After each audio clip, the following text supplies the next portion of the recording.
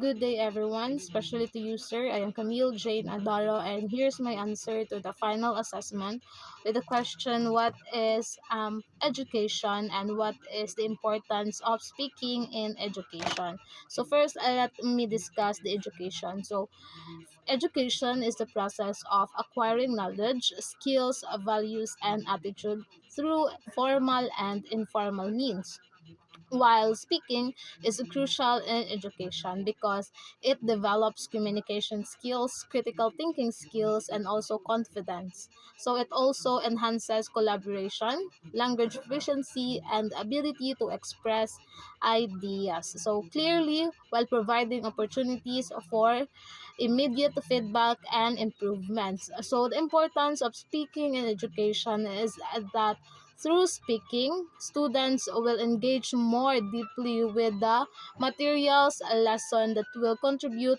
to their overall intellectual and personal growth. And that's all. Thank you.